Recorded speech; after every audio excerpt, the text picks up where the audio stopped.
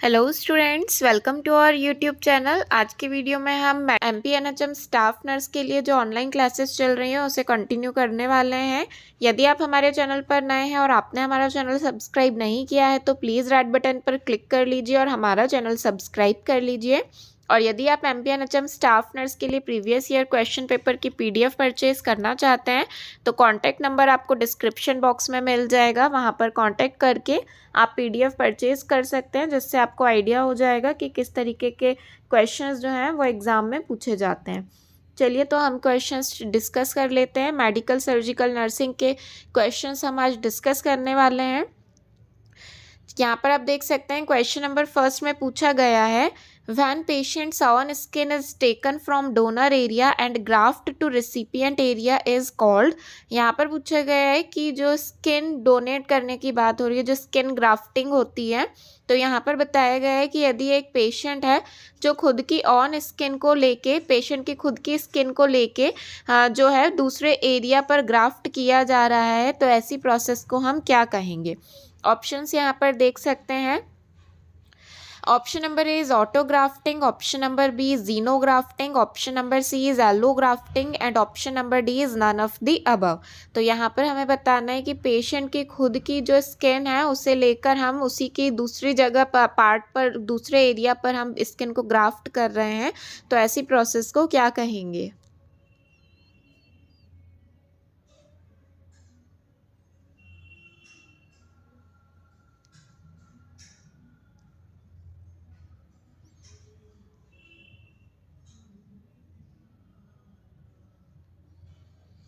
तो यहाँ पर इसका जो राइट आंसर है that is option number A, autografting. यहाँ पर आप देख सकते हैं, grafting of tissue from one part of a patient's body to another part like in a burn is called autograft. तो यदि पेशेंट की जो खुद की बॉडी से लेके उसके अनदर पार्ट में अगर उसे ग्राफ्ट कर रहे हैं तो उसे ऑटोग्राफ्ट कहा जाता है। Grafting of tissue between members of one's own species और in the same species is called allograft और होमोग्राफ्ट। यदि सेम स्पीसीज के पर्सन हैं और फिर वहाँ पर यदि टिश्यूज़ को ग्राफ्ट किया जा रहा है तो उसे एलोग्राफ्ट और होमोग्राफ्ट कहा जाता है। Graft of tissue from an individual of one species to an individual of a different species is called xenograft और हेटेरोग्राफ्ट।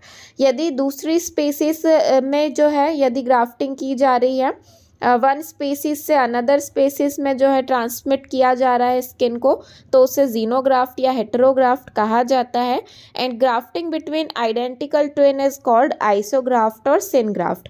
यदि ट्विन्स हैं, ट्विन्स आइडेंटिकल ट्विन्स हैं और ट्विन्स में यदि स्किन को ग्राफ्ट किया जा रहा है तो उसके लिए आइसोग्राफ्ट टर्म को यूज़ किया जाता है।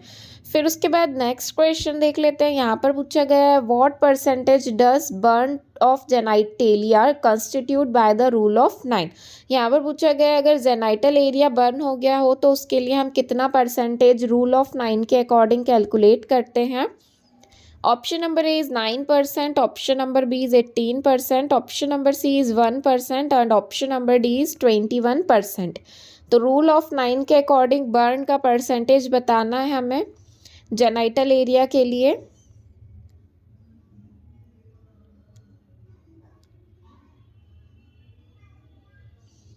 तो यहाँ पर इसका जो राइट आंसर है that is option number C, 1%।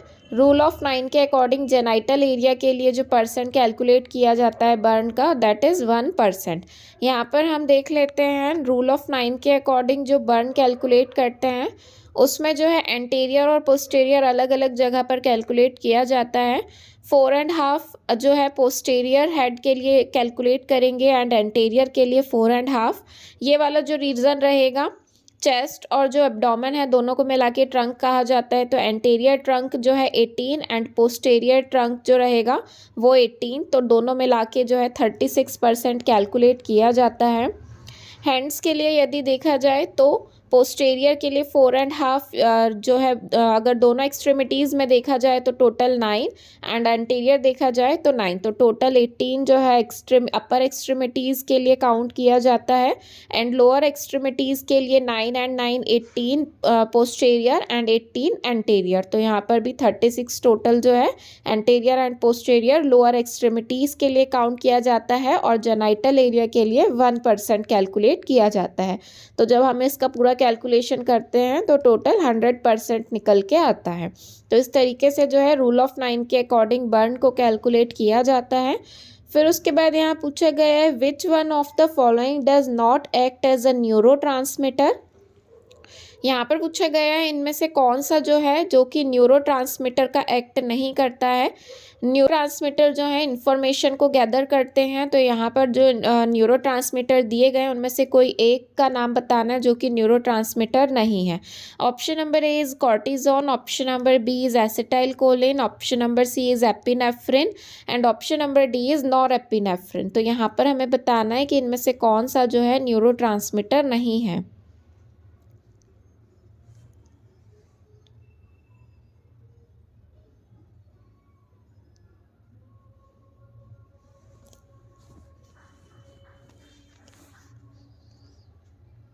तो यहाँ पर इसका जो राइट आंसर है that is option number A cortisone. Cortisone जो है ये न्यूरोट्रांसमीटर नहीं है, ये स्टेरॉइड्स हार्मोन्स कहलाता है। Cortisol, Colin, epinephrine and norepinephrine ये सभी जो है न्यूरोट्रांसमीटर हैं। और भी कुछ न्यूरोट्रांसमीटर होते हैं। न्यूरोट्रांसमीटर जो एक प्रकार के केमिकल सब्सटेंस होते हैं और ये इम्पल्स को ट्रांसमिट करने के लिए रिस्पॉन्सिबल होते हैं।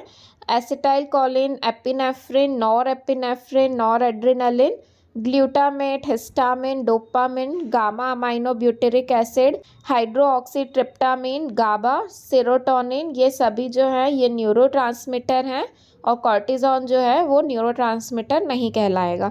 उसके बाद पूछा गया what is the function of tear gland. Tear gland का फंक्शन पूछा गया है। टीयर ग्लैंड्स जो हैं अश्रु ग्रंथियों को टीयर ग्लैंड कहा जाता है, तो यहाँ पर टीयर ग्लैंड का हमें फंक्शन बताना है। Option number A is moisture the cornea, cornea को मॉइस्ट करता है। Option number B is destroy microbes to some extent, जो माइक्रोब्स अगर आते हैं आइज में तो उन्हें डिस्ट्रॉय करने में हेल्प करता है। Option number C is both A and B, दोनों ही ऑप्शंस राइट हैं, या फिर option number D none of these, इनमें से कोई नहीं। तो यहाँ पर हमें अश्रु ग्रंथि या टीयर ग्लैंड्स के फंक्शन को बताना है।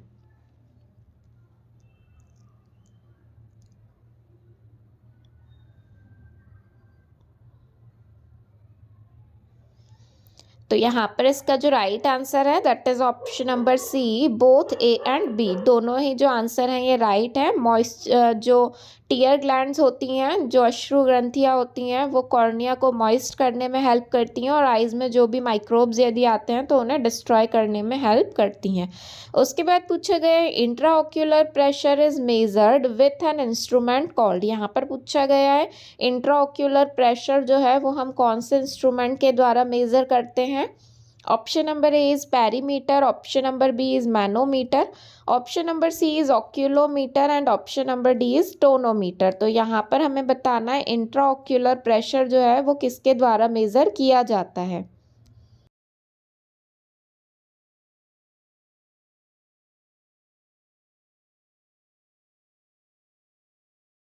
तो यहाँ पर इसका जो राइट आंसर है that is option number D tonometer. Tonometer जो है इसकी हेल्प से हम इंट्राओक्यूलर प्रेशर को मेज़र कर सकते हैं। उसके बाद पूछा गया है the eye ball is approximately spherical in shape with a diameter of about. यहाँ पर पूछा गया है कि आई बॉल जो है वो स्फेरिकल शेप का होता है, तो इसका डायामीटर हमें बताना है कि आई बॉल का डायामीटर जो है वो कितना रहता है। Option number A is 1.8 centimetre, option number B is 3.0 centimetre, option number C is 1 centimetre and option number D is 2.3 centimetre. तो यहाँ पर हमें आई बॉल का जो डायमीटर है वो बताना है।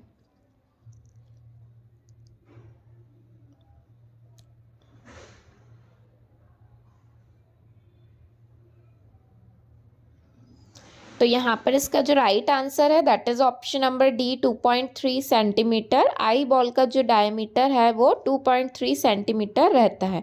उसके बाद पूछा गया है the second heart sound is due to, यहाँ पर पूछा गया है कि हार्ट का जो साउंड होता है, जो लब डब साउंड सुनाई देता है हार्ट का, तो यहाँ पर हमें ये जो सेकेंड साउंड होता है डब, इसका हमें बताना है कि ये कहाँ से कैसे ओरिजिनेट होता है। Option number A is aortic valve के द्वारा, option number B is tricuspid valve, option number C is mitral valve and option number D is foramen ovale. तो यहाँ पर हमें बताना है कि जो सेकेंड हार्ट साउंड है वो इनमें से किसके द्वारा होता है।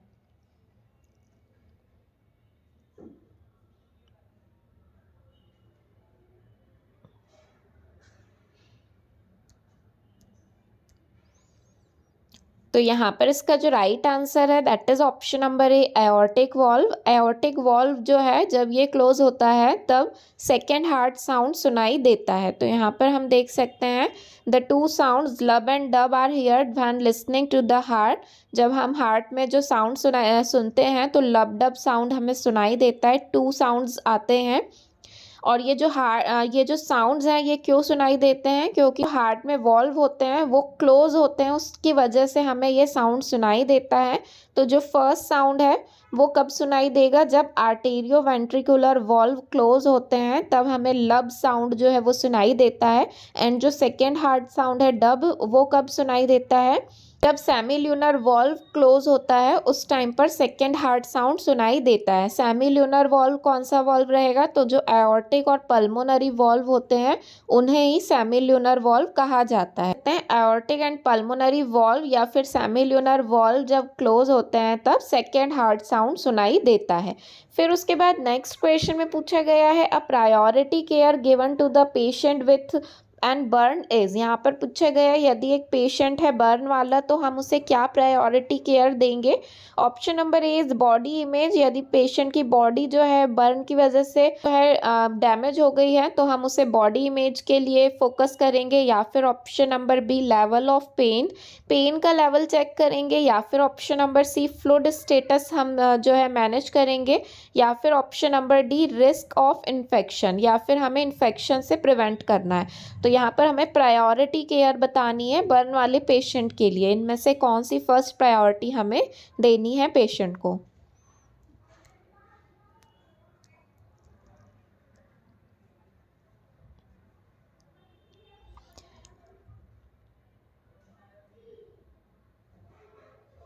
तो यहाँ पर इसका जो राइट आंसर है that is option number C fluid status. हम पेशेंट का जो फ्लूइड स्टेटस है उसे मेंटेन करेंगे, क्योंकि बर्न में क्या होता है पेशेंट का जो फ्लूइड इलेक्ट्रोलाइट है वो इम्बैलेंस हो जाता है, हाइपोवोलेमिक शॉक में जाने के चांसेस रहते हैं पेशेंट के। तो इसलिए हमें सबसे पहले जो फर्स्ट प्रायोरिटी यदि पूछी जाए तो हमें पेशेंट का फ्लूइड स्टेटस या फ्लूइड इलेक्ट्रोलाइट हमें बैलेंस करना है। उसके बाद पूछा गया है pigment which give colour to skin and hair is. यहाँ पर पूछा गया है ऐसा कौन सा पिगमेंट है जो कि हमारे स्किन और हेयर में कलर के लिए रिस्पॉन्सिबल होता है। Option number A is collagen, option number B is melanin, option number C is keratin and option number D is prolactin. तो यहाँ पर हमें बताना है कि स्किन और हेयर कलर के लिए कौन सा पिगमेंट इनमें से रिस्पॉन्सिबल होता है।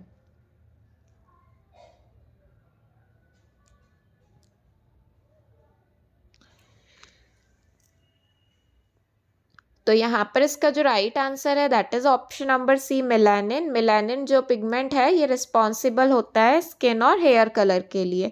उसके बाद पूछा गया which finding is persistent with pernicious anaemia.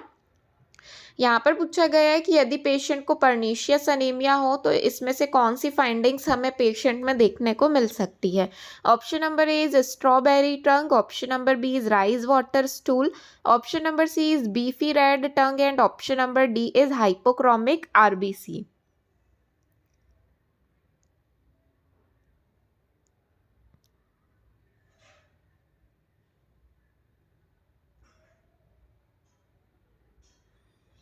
तो यहाँ पर इसका जो राइट आंसर है that is option number C beefy red tongue. Pernicious anaemia वाले पेशेंट में बीफी रेड टंग के जो सिम्टम्स हैं ये देखने को मिलते हैं।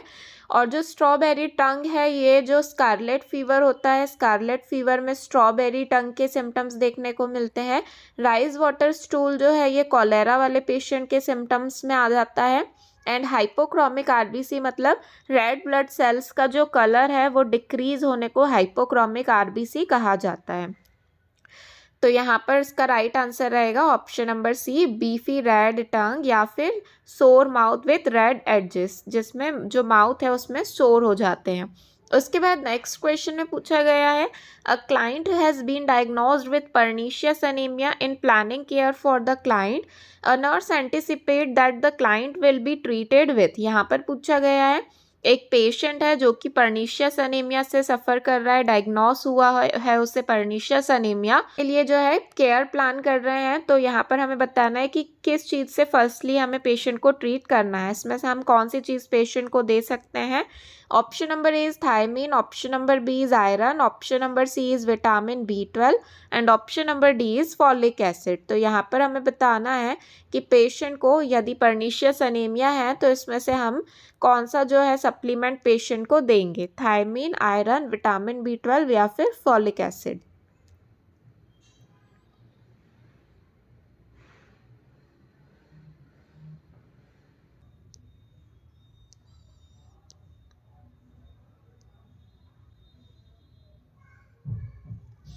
तो यहाँ पर इसका जो राइट आंसर है that is option number C, vitamin B12। Vitamin B12 की डेफिशिएंसी के कारण जो है पर्नीशियस अनीमिया होता है, इसलिए हमें पेशेंट को विटामिन B12 सप्लीमेंट देना है यदि पेशेंट को पर्नीशियस अनीमिया है उस कंडीशन में।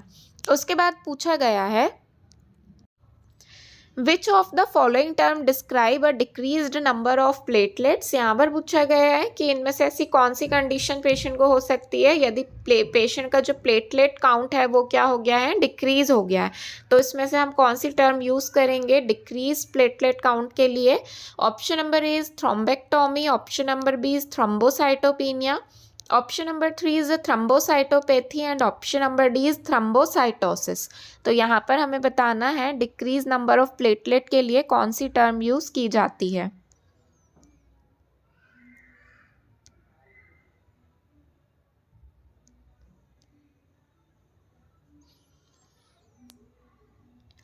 तो यहाँ पर इसका जो राइट आंसर है that is option number B, thrombocytopenia. Thrombocytopenia term use किया जाता है यदि प्लेटलेट काउंट डिक्रीज हो रहा हो उस कंडीशन में। अब यहाँ पर पूछा गया कि नॉर्मल ब्लड प्लेटलेट काउंट्स कितना रहना चाहिए। तो option number A is 2 lakh to 3,50,000 cubic millimeter, option number B is 1 lakh to 2,50,000 cubic millimeter, option number C is 4,50,000 to 6,90,000 millimeter and option number D is 1 lakh to 4,50,000 cubic millimeter।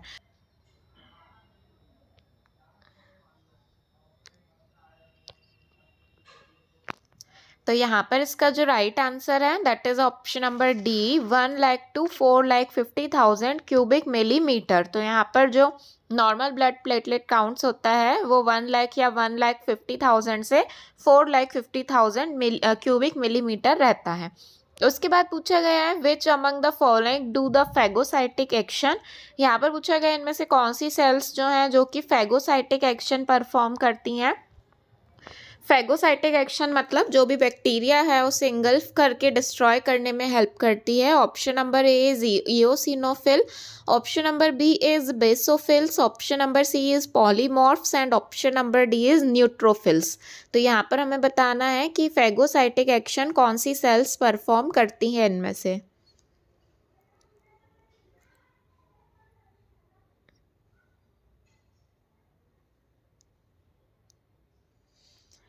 तो यहाँ पर इसका जो right answer है that is option number D, neutrophil. Neutrophils जो sales होती हैं ये फैगोसाइटिक एक्शन परफॉर्म करती हैं। कि जो सेल्स 3 स्टेजेस प्रोसेस होती है, इसमें जो न्यूट्रोफिल्स, मोनोसाइट्स एंड मैक्रोफेजेस है, ये तीनों ही जो है फैगोसाइटिक एक्शन परफॉर्म करते हैं। उसके बाद पूछा गया है ल्यूकोपेनिया मीन्स, ल्यूकोपेनिया किसे कहा जाता है? Option number A is increase in WBC count, यदि वाइट ब्लड सेल्स बढ़ जाएं उसे ल्यूकोपेनिया कहेंगे, या फिर option number B increase in RBC count, red blood cell बढ़ जाएंगे तब ल्यूकोपेनिया कहेंगे, या फिर option number C decrease in white blood cells, या फिर option number D increase in platelets. तो यहाँ पर हमें बताना है कि ल्यूकोपीनिया कौन सी यहाँ पर कंडीशन को कहा जाता है।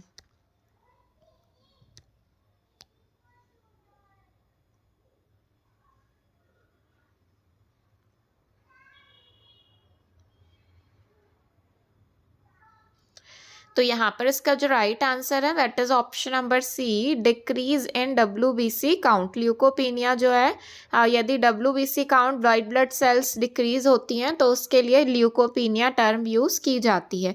उसके बाद पूछा गया है red blood corpuscles are formed in, यहाँ पर पूछा गया है कि जो RBCs होती हैं, रेड ब्लड सेल्स, या फिर जो हेमेटोपोइसिस की प्रोसेस है वो कहाँ पर होती है? Option number A is liver, option number B is kidney, option number C is small intestine and option number D is bone marrow.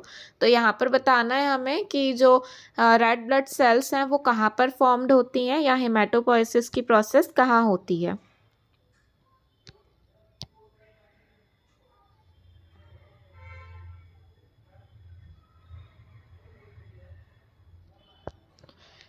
तो यहाँ पर इसका जो राइट आंसर है that is option number D, bone marrow. Bone marrow में जो है हेमेटोपोइसिस की प्रोसेस होती है।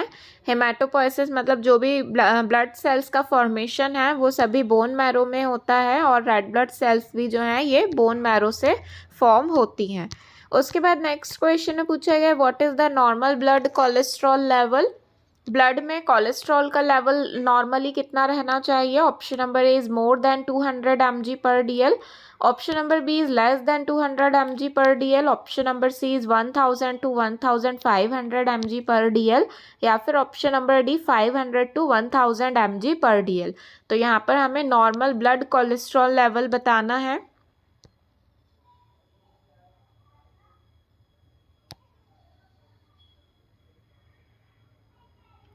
तो यहाँ पर इसका राइट आंसर है that is option number B, less than 200 mg/dl। जो नॉर्मल ब्लड कोलेस्ट्रॉल लेवल है वो 200 mg/dl से कम रहना चाहिए। उसके बाद पूछा गया है one of the following drugs can not be used in hypertension management. यहाँ पर पूछा गया इनमें से ऐसी कौन सी ड्रग है जो कि हाइपरटेंशन के मैनेजमेंट के लिए यूज नहीं करनी चाहिए। Option number A is nifedipine, option number B is dopamine, option number C is propranolol, option number D is reserpine. तो यहाँ पर हमें बताना है कि इनमें से कौन सी ड्रग है जो कि हमें हाइपरटेंशन के लिए यूज नहीं करनी है।